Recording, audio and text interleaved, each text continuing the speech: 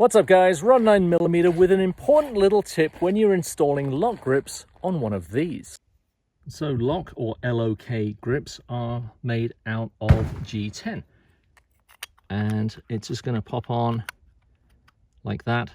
Here is the mount kit that they give you. Well, it's some screws, but there's a couple of O-rings.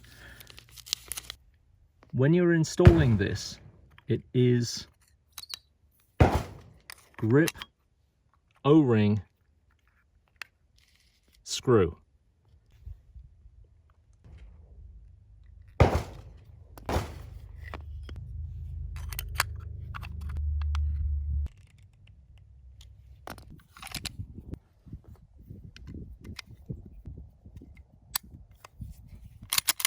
LOK grips installed. Nice and grippy, will not freeze my hands in the winter.